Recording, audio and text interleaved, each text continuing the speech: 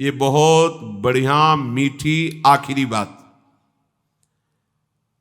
ये जीवन की साधना का फल, ये शब्द मदाश्रया इतना मीठा है, इतना शांति है, इतना आनंद है, बस इसी को समझ नहीं पा रहे तो परेशान हो रहे हैं। हमारा मन नहीं लगता, हमसे ये नहीं होता, हमसे वो नहीं होता, तुम्ही से तो ना, तो तुम छोड़ो अपने को, मदाश्रया ऐसे हो जाओ प्रभु के आश्रित। पता नहीं कल्याण हो कि ना हो, जो हो रहा है वो भी छूट जाएगा, पता नहीं कौन सी गति हो, तो संशयात्मा विनश्यति, इस पर शास्त्र सब कुछ वर्णन करते। तुम्हें प्रभु पे भरोसा नहीं है, प्रभु का आश्रय ये पूरे जीवन में इसी ने चलाया है, मदाश्रया ने, इसी ने पोषण किया है और यही हमें बेपरवाह रखा है ना प्रभु। मदाश्रया प्रभु का कोई साथी नहीं है, कोई साथी नहीं, एकमात्र श्री हरि, एकमात्र प्रियाजू। आश्रय ये बहुत अमृत शब्द है, समझ में केवल आ जाए। अभी इसी क्षण बिना साधना के मुक्त हो, अगर ये बात समझ में आ जाए, पर अभी तो समझ में आ सकती कुछ मिनट के लिए, क्योंकि यहाँ का वायुमंडल है मदाश्रया का, तो अभी सब पर गेट के बाहर निकलते ही हवा बदलेगी तो विचार बदल जाएंगे। मदाश्रया ये गुरु कृपा से आई हुई भारी विपत्ति, प्रतिकूलता, असाध्य रोग, अपमान, निंदा, ये सहयोगी होते मदाश्रया के लिए। ये मदाश्रया में बहुत सहयोगी होते हैं और इनको कौन चाहता है, इसलिए मदाश्रया नहीं हो पाता। वो हम के आश्रित रहता है, साधना का आश्रय ले सकता है, क्रियाओं का आश्रय ले सकता है, व्यक्ति का आश्रय ले सकता है, लेकिन मदाश्रया भगवद आश्रित, और भगवद आश्रित बहुत बेपरवाह और ऐसी वस्तु मिलती है जो किसी साधना से नहीं मिलती। पर ये हृदय का विषय होता है, वाणी का नहीं होता। केवल वाणी के कहने से हृदय शांत नहीं हो जाएगा। निज सुख बिन मन होई की थीरा, जब तक मन में ये आश्रय जागृत नहीं होगा तब तक बात नहीं बनेगी। और ये जागृत तभी होगी, लिख लो, जब तुम्हारा अपमान होगा, निंदा होगी, शरीर किसी असाध्य रोग से ग्रसित होगा, सब तिरस्कार करेंगे, सब, कोई सृष्टि में प्यार से देखने वाला नहीं होगा, तब सच्चा मदाश्रया उदय होता है। प्रभु आपके सिवा कोई नहीं। वो हृदय की जो धारा प्रभु की तरफ बही निहाल कर देते हैं। तो एक कदम मेरी तरफ चल के तो देख, पूरी सृष्टि न झुका दूं तो कहना, भगवान के वचन। एक कदम तो चल के देख मेरी तरफ। ये अंदर की बात है, बाहर से आप कहोगे तो हम 500 किलोमीटर से आए, एक कदम की क्या बात है। बाहर से दौड़ने वाला कोई वीर नहीं कहा जाता, अंदर तो आप वहीं बैठे हुए हो, शरीर में, उस शरीर संबंधियों में, शरीर भोगों में, एक कदम कहां चले। अंदर की बात है कि आप कोई नहीं। ये मदाश्रया अंतिम सांस तक हो जाए तो परम पद भी मिल जाएगी। बहुत बार बता चुके, फिर समझ लीजिए। द्रौपदी जी महान भक्ता हैं, भगवान से मिलती हैं, बात करती हैं, पर ये विपत्ति, ये दुख, ये असाध्य रोग, ये अपमान, ये निंदा, ये मदाश्रया को जागृत करता है, दूसरा नहीं, दूसरा नहीं।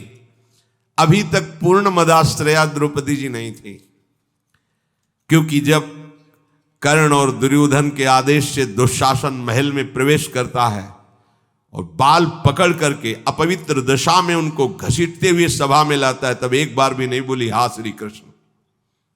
क्यों? अंदर आश्रय है। ऐसे महावीर है कि अगर भीम गदा उठा ले तो त्रिभुवन में सामने उनके टिकने वाला वीर नहीं है। अर्जुन अगर गांडीव चढ़ा ले तो किसी को भी ललकार सकते हैं, भगवत शक्ति से संपन्न है।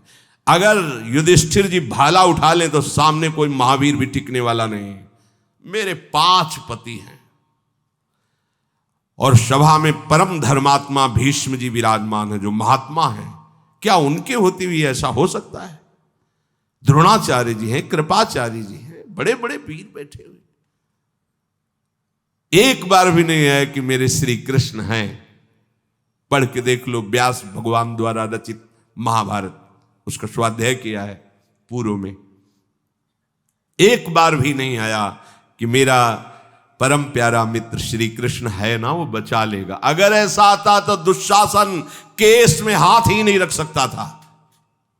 विश्वास कीजिए, महल में ही केस नहीं पकड़ सकता था द्रौपदी के। गई सभा में, बड़ा उपहास कर रहा है, कर्ण और दुर्योधन गंदे शब्दों से बोल रहा है। नहीं बोलना चाहिए, ऐसी धर्मात्माओं की सभा में ऐसी महान देवी को ऐसे शब्द नहीं बोलने चाहिए।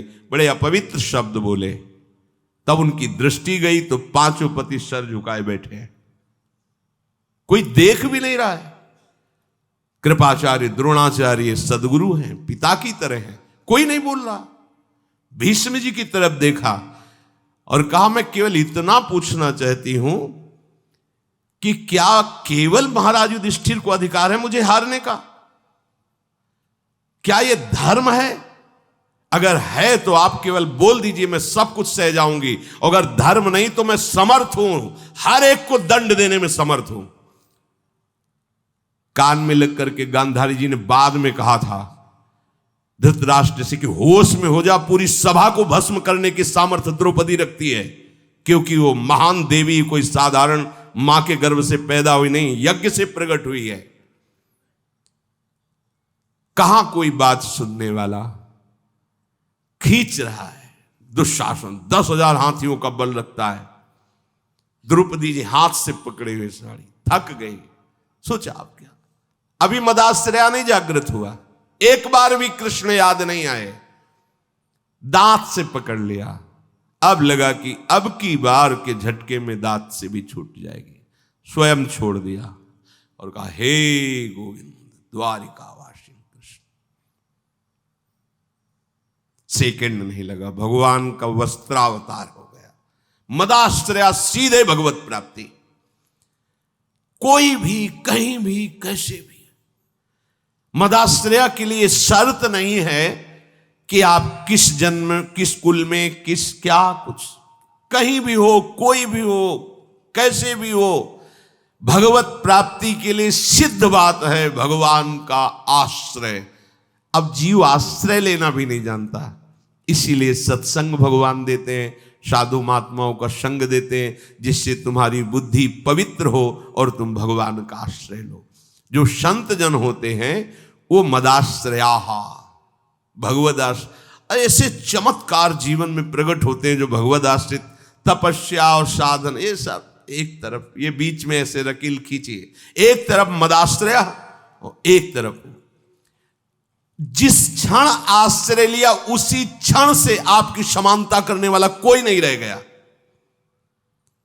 बार बार समझाने के लिए कहते हैं, जैसे बाली वैसे ही सुग्रीव, इतना भी अंतर नहीं, ना आचरण में ना बल में, किसी भी तरह समान भाई थे दोनों। और रूप भी, बाली और सुग्रीव को खड़ा कर दे तो भगवान भी पहचानने में, तभी माला पहनाया था भगवान ने। एकदम एक रूप, एक बल, एक स्वभाव, एक गुण, दोनों ऐसे भाई थे। जब भगवान ने बाण मारा, सामने देखा कोटि कंदर्प दमनी मर्यादा पुरुषोत्तम भगवान, गंभीर मुद्रा, तो हृदय में तो महान प्रीति है, बड़ा प्रसन्न है कि वैसे तो मैं इस लायक ही नहीं था, जो योगियों के ध्यान में नहीं आते, हमारे सामने खड़े हैं, पर थोड़ा इनसे बात भी तो कर ले। तो कहा, प्रभु सुन रखा है कि आप समदर्शी हो, पर आज आपकी समदर्शिता दिखाई नहीं दे रही, पक्षपात दिखाई दे रहा है। मेरा भाई है, पता नहीं आप जानते हैं पूर्ण रूप से कि नहीं, पर मैं जानता हूं क्योंकि साथ ही खेला हूं। मेरे आचरणों से उसके कम आचरण नहीं है, जैसा मैं वैसे ही मेरा भाई, मैं जानता हूं। पर ये क्या, एक का पक्षपात लेके छुप के हमारी छाती में बाण मारा, मैं बैरी सुग्रीव प्यारा, क्या कारण? एक शब्द यही भगवान का था, ऐ देहाभिमानी, तूने सुन नहीं रखा था कि ये मेरी शरण में हो गया है। अभी अभी हुआ है, कोई तपस्या नहीं, कोई साधना नहीं, और हुआ कैसे? महाभागवत हनुमान जी के द्वारा कराया गया। बस ये मदाश्रया शब्द बहुत बड़ा है, बहुत बड़ा। बस इसका परिचय नहीं मिल पाता है। ये कैसे हो ऐसा लगता है। हाँ, अब क्या करूं? तब साधन बताया जाता है, करो, क्योंकि तुम्हारा करने में राग है। जब करते करते हार जाओगे तब फिर यही शब्द बताया जाएगा, मदाश्रया, हो जाओ भगवान के आश्रित। बहुत बड़ा बल है आश्रय। और कहीं प्यारी जू के चरणों का आश्रय। ये तो जब लालजू श्री हरि अत्यंत प्रसन्न होते हैं तब ये बात मिलती है। लाल रंगीलो गाइए ताते प्रीति रंगीली पाई, प्यारी जू तो प्यारी जू। यहां ये सब हिसाब किताब नहीं है, अलबेली सरकार। हाँ। मदाश्रया, जो संत जन होते हैं मदाश्रित होते। कैसा मस्ती है, कैसी मस्ती है नरसिंह मेहता जी के जीवन में मदाश्रया की। देखो ना, कितनी बार भगवान स्वयं उनके सांसारिक कार्य करते पाए गए। कितना मदाश्रित हैं त्रिलोचन जी, भगवान नौकर बने हुए हैं। ये मदाश्रया का स्वाद ही कुछ अलग। एक तरफ साधनाएं हैं, सिद्धांत है, और एक तरफ मदाश्रया है, भगवद आश्रय। जितने भी बड़े महापुरुषों के चरित्र पाए गए उनमें खास बात देखी गई, भगवद आश्रय। कैसे कैसे महापुरुष, घर में दरवाजा खिड़की भी नहीं रह गए, साधु सेवा में बेच बेच के खवा दिया। पीपाजी सीता सेचरी आई, कुछ सेवा के लिए लाई, एक वस्त्र पतली पहले वो भी उतार के बेच करके साधु सेवा में खवा। कितना दृढ़ आश्रय है, भोजन भी नहीं, वस्त्र भी नहीं, निवास के लिए कैसा आश्रय। यह है मदाश्रया।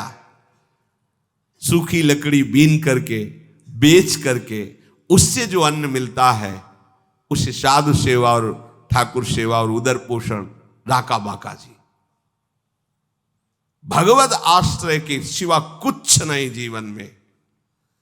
किसी भी महापुरुष के चरित्र, भगवत आश्रय, दृढ़ भरोसो दृढ़ इन चरणन के रो। ये कोई बिरला ही समझ पाता है, गुरु कृपा पात्र ही रहस्य समझ पाता है।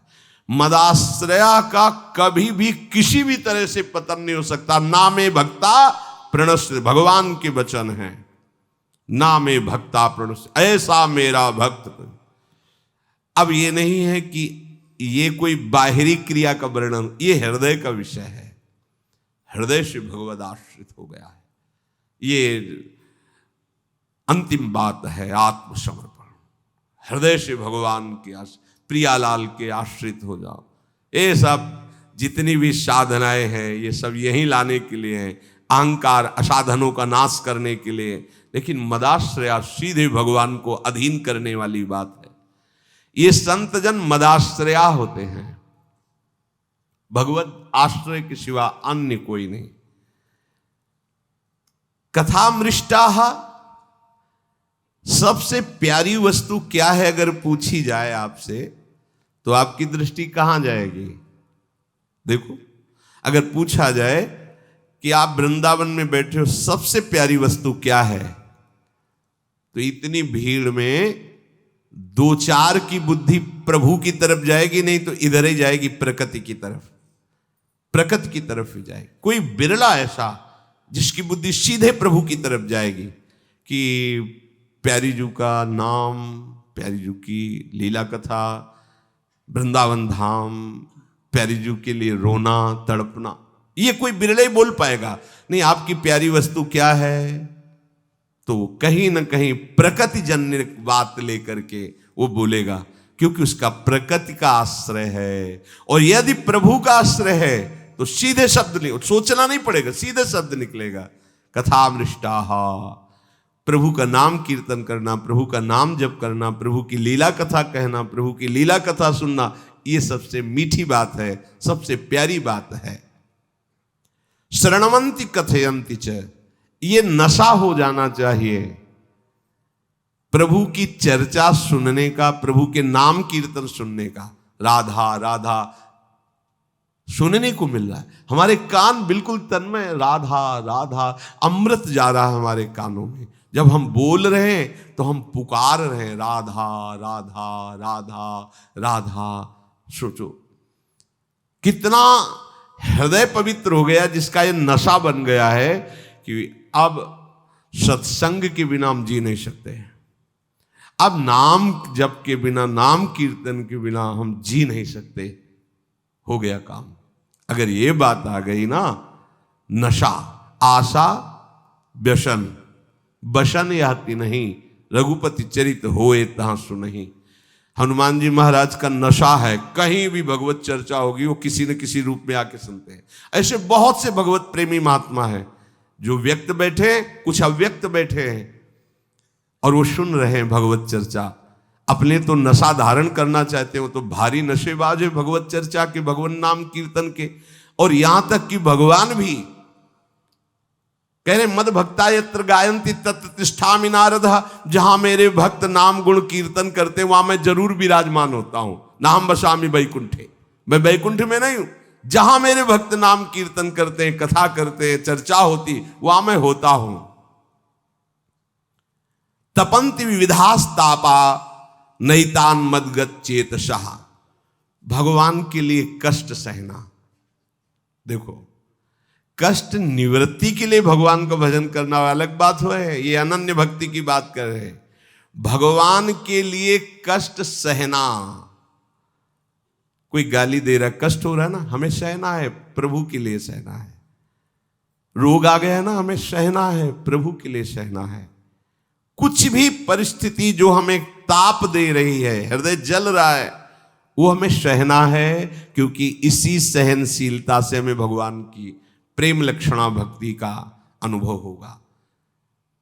विविध प्रकार के आंतरिक वेगों की जलन को सहना और विविध प्रकार के बाहर की प्रताड़ना को सहना है। संसार किसी को नहीं बख्शा, बड़े बड़े सिद्धों को भी दंड पहुंचा दिया है। पंडित बाबा श्री रामकृष्ण बाबा खोपड़ी फोड़ दी, चरित्र पढ़ के देख, उड़िया बाबा को गड़ासे से काट दिया। कितने ऐसे संतों के चरित्र पाए जहां ऐसी लीलाएं। ये संसार ये प्रसाद देता है, इसके पास जो है वही देगा ना। एक संसार दुष्ट की संगति ताहू में तुम पुष्ट करावो। अगर संसार के व्यवहार को देखो तो दुष्टता ही दुष्टता छाई है। उनको उनके मंगल की बात बताओ और वो तुम्हारा नाश सोचेंगे, कैसे तुम नष्ट हो जाओ, कैसे तुम अशांत हो जाओ, कैसे तुम भजन छोड़ दो, और वो चेष्टा कर रहे कैसे तुम भजन करो, कैसे तुम शांत हो, कैसे तुम मंगल को प्राप्त हो। तपंति विविधास्तापान, वो मेरे लिए विविध प्रकार के कष्ट सहते हैं। क्यों? ये कष्ट सहना तो बहुत ही कठिन बात है। बोले नहीं, नैतान मदगत चेतसः, जो मेरे में मन लगाए हुए उनको कष्ट सहना कोई बड़ी बात नहीं। ये खास बात प्रारंभ में इसका अभ्यास जब शुरू बच्चा ही थे तो जैसे ठंडी लग रही, मैं शरीर नहीं हूं, वेदांत में मैं शरीर, बड़ा प्रभाव पड़ता था। नहीं नहीं, ये तो भ्रम है, मैं मान रहा हूं कि मैं शरीर हूं, इसलिए मुझे शीतलता लग रही। ये तो त्वगेंद्री का विषय है, शीतलता लगना या गर्मी लगना। नहीं, मेरा स्वरूप तो इससे विलग है। इतने में ही सहने की सामर्थ्य आ जाती थी, और कहीं ये विचार करने का भी अवसर नहीं। प्रियालाल में चित्त लगाए तो सहन करना क्या बात। इतनी गाढ़ स्थिति थी भोलानाथ जी की, भोरी सखी की, कि राधा वल्लभ लाल जी की जो पिचकारी होती है बहुत दूर तक जाती है। ऐसे बड़ा कृपा प्रसाद मिलता है जब रंग पड़ता है उनका, हमारा जीवन पावन होता है। उन्हीं के रंग से रंग जाए सदैव ऐसी आकांक्षा रहती। तो सब संत जन जाते हैं प्रभु का रंग डलवाने के लिए। संसार का रंग तो बहुत ही फीका है, गाढ़ा रंग तो राधा वल्लभ लाल जी का है। दिखाई भले फीका देता हो लेकिन गाढ़ा रंग है। ये चढ़ गया फिर उतरेगा नहीं। धोबिया धोवे चाहे सारी उमरिया, श्याम पिया मोरी रंग दे चुनर, यही रंगते हैं चुनरिया। अब देखो, और जगह से कष्ट की बात हो तो उन्हीं से एक सीधी पिचकारी ऐसे कान में लगी, पर्दा फटा, अंदर रंग चला गया। अब वो हर समय प्यारी जू में विकल रहते थे, इसका कोई फर्क नहीं पड़ा। धीरे धीरे वो रंग युक्त पानी अंदर गलन पैदा किया, मवाद बन गया, मवाद निकलने लगा, कीड़े पड़ गए। कान में अगर जरा सा भी चींटी चली जाए तो व्याकुल हो जाओगे, कीड़े पड़ गए। सेवा कुंज जाते, श्री जी के दर्शन करते, जो बंदरों को चना फेंक दिया जाता, जो नहीं पाते उठा लेते, यमुना किनारे उन्हें पाते और बस बैठे रोते रहते, हा स्वामिनी, हा लाडली। प्रेम की पीर उन्हीं के ऐसे पद हैं जो हृदय विदीर्ण करने वाले हैं। हर समय प्यारी जू में मगन रहते। जो लोगों ने देखा ये स्थिति तो बाबा इसकी दवाई करवा लो ना, ठीक है, प्रियाजू की जैसी इच्छा, जोई प्यारो करे सोई मोई भावे। देखने से ही महसूस होता है बहुत कष्ट। उस समय मथुरा में व्यवस्था थी, मथुरा चलने की प्रार्थना की उनसे, एक बार आप चले। वहां गए, डॉक्टरों ने उनका तो ऑपरेशन हो गए, अंदर सब सड़ रहा है, कीजिए, पर जब ऑपरेशन करना हो तो 30 मिनट पहले हमें बता देना कि आए आप, 30 मिनट बाद आपका ऑपरेशन होगा। श्री हरिवंश शांत, गायब, देह भाव रहित सहचरी स्वरूप में स्थित, शरीर ऐसे जैसे सांप की केचुल पड़ा है। ऑपरेशन, कोई सुनने की जरूरत नहीं, ऑपरेशन हुआ। अब सब आश्चर्यचकित, डॉक्टर नर्स सब, ये क्या है? एक तो इतनी पीड़ा और फिर पीड़ा का कोई भान नहीं, फिर इसके बाद उस पर ऑपरेशन, फिर भी कोई भान नहीं। 1 घंटे बाद श्री हरिवंश सब हाथ जुड़े खड़े थे, हो गया ऑपरेशन, राधा वल्लभ लाल की, उठ के चल दी। ये कहां स्थिति है?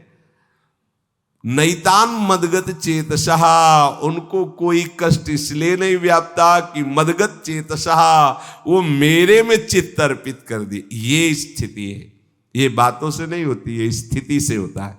जब तक स्थिति नहीं है तो केवल बता दिया जाए कि तुम्हारे अमुक रोग हो रहा है, होश उड़ जाएंगे, होश उड़ जाएंगे। भजन की बात क्या, डिप्रेशन में पहुंच जाओगे।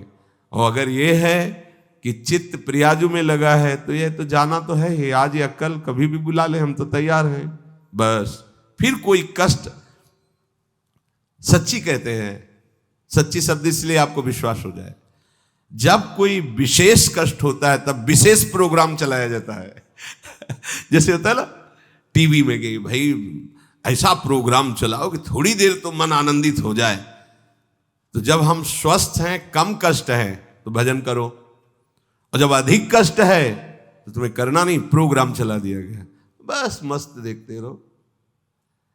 प्रियाजू जितना दुलार करती हैं उतना बड़ा कोई कष्ट ही नहीं पैदा हुआ है कि उनके दुलार के आगे अपना प्रभाव दिखा दे कोई कष्ट। जो भगवत अनन्य भक्त होते हैं वो विविध प्रकार के कष्ट प्रभु के लिए सहते हैं, क्योंकि उनका चित्त प्रभु में लगा होता है, इसलिए उन्हें कोई कष्ट भान नहीं होता। तयेते साधवः साध्वी सर्वसंग विवर्जिता, संगस्ते स्वतते प्रार्थ्यः संग दोष हराहिते। हे साध्वी, ऐसे सर्वसंग परित्यागी महापुरुषों को साधु कहते हैं, और ऐसे ही साधु के संग की इच्छा करनी चाहिए।